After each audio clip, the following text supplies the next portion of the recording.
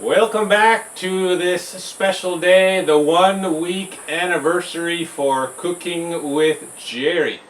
If you followed the previous video all the way to the end, you'll see the variety section that I'm introducing that might be interesting. My 3 squash plants, after 3 hours in their new home, they're doing okay, no problems. Tomorrow morning I'll go check them again. A lot of these insects that I think might be the biggest problem come out at night. We'll find out. I'm gonna start up the fire, get things going. I'm gonna put a little bit of virgin olive oil. That's a little bit over a tablespoon. And a little bit of water. Here's my big 20-liter bottle.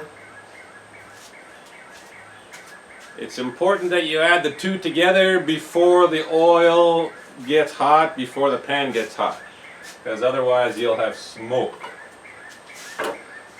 Here I have small piece of broccoli and cauliflower I've already cut into smaller pieces. Here I have some nuts, 1 pecan, 1 walnut, 5 cashews, and 8 pistachios already washed.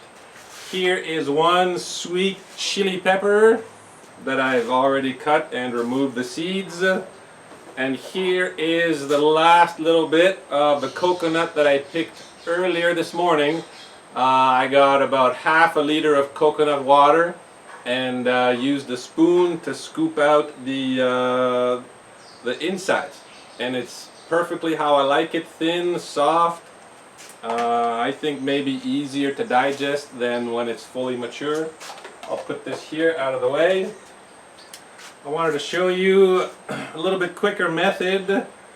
Give myself some space. I'm going to cut these into small pieces, not worrying about the flour this time so much. Normally I like to keep the flour intact, but just going to do it quick, just to show you. It doesn't have to be always the same, specific. The stalk is the most dense part, so that should be a little bit smaller than the flowers. And if you have random sizes, sometimes that's nice too. Sometimes that's nice too. So this is very similar, the same process I've been doing since I started with the videos a week ago. And this method I've been using for, I lost a piece, not too long actually, less than 6 months for sure. And this is how I almost always prepare my meals. I think it's much healthier than frying, a bit more exciting than just boiling. It's a combination of frying, steaming, and boiling. I also want to express, when I was a child, a teenager, I used to watch a lot of cooking shows. I had 4 favorites that I would watch a lot. And watching these 4 just taught me the basics and taught me that it's almost always the same. You just change the ingredients to make things more interesting and to also have a variety of the food you're putting into your body. So that's what part of my goal here is to show you it's the same, but it's different. Every meal I've prepared has been somewhat different, with the preparation being the same. The instructions basically that you need to know is the most dense vegetable goes in first. In this case, from what I have, the cauliflower and broccoli are the most dense. So they're the ones going in first. And then it'll be the sweet pepper, the sweet chili pepper, which for me is not really spicy. It's just going to add a little bit of kick to the other veggies and the overall flavor of the meal. And as my lunch, the earlier video we did today, I'm not going to cook the coconut. I don't think it needs to be cooked. It's soft, so it'll be easy to chew. And I'm also not going to cook the nuts. When you raise the heat of anything, especially to an extreme level, you change the chemistry and you lower the nutritional value. So that'll be 1 or 2 minutes like that, and then I'll add this sweet chili pepper. With most peppers, whether it be the sweet chili or the sweet bell pepper, many times you have to do a sawing motion to get through the skin.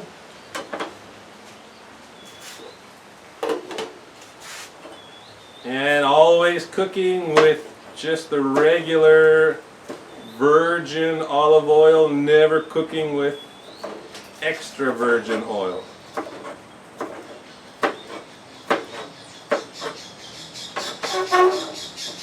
Also, for my last meal, I like it to be light because I'll be going to sleep in a couple hours, more or less.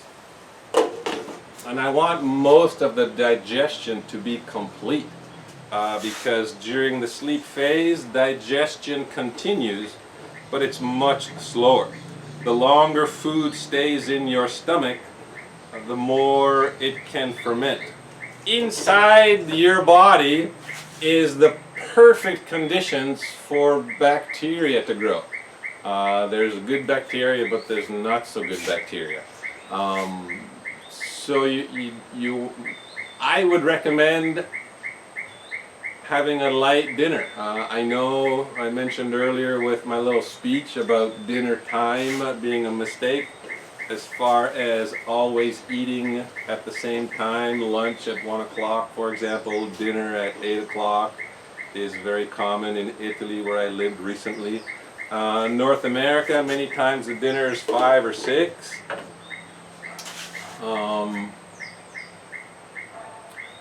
Trying to eat a bit earlier. At 8 o'clock is a fairly late dinner, and many cultures have their last meal even later, starting at 9 or 10 o'clock. You have all this food in your stomach, and then you're lying down horizontal, which means that gravity is not helping pull things down.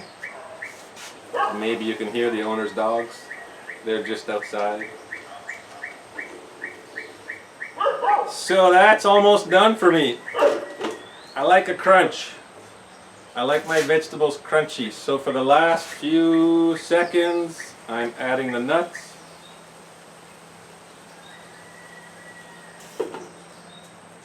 Just let them get a little bit heated up.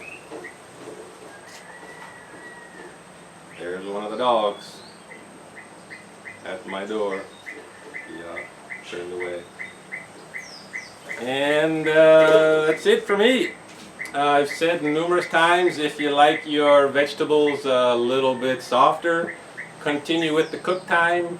If you like your vegetables crispy, but the rest of your family or half of your family like the vegetables more cooked, remove your portion and continue cooking the vegetables for your family who prefer it to be softer. So the heat's off. Got my coconut still left to go in. Coconut can be difficult to digest, but I think because everything else is so light, this should be fine as well. Mostly digested before I lay down for the sleep.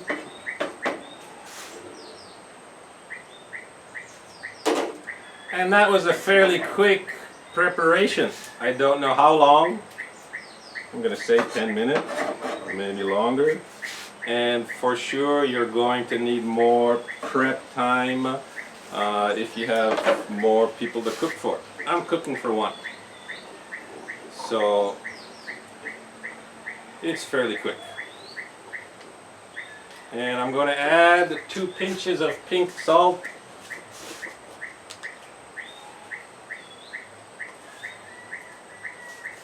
And a little bit of, almost dropped it, a little bit of extra virgin almond oil. I've got a little bit left. Expiry is in a month, but I don't think it'll go bad in that month. So, a tablespoon and a half. That's enough. Also, the oil can be difficult to digest, so I didn't put so much.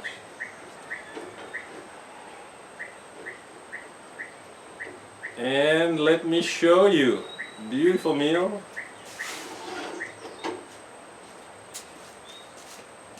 There we go. Check it out. Simple, healthy, nutritious. It's got sugars in the vegetables and a little bit of the coconut, but the main thing to balance the blood sugar is to have lots of fiber, which this has lots of fiber, and to have enough protein and fat. And the nuts and the coconut provide that, along with the olive oil I used at the beginning and the extra virgin almond oil I used at the end. So I'm satisfied with this meal. I try something similar, depends on what you can find. Coconut, for me it's easy because there are trees here. There's one right there, 20 meters. There's another one 50 meters away. For you, check the frozen vegetable section, or maybe they have it in the frozen fruit section. It's going to be cheaper probably than if you were to buy the coconut itself, and the ability to put it back in the freezer makes it easier to not spoil unless you have an extended power outage, but that's rare usually.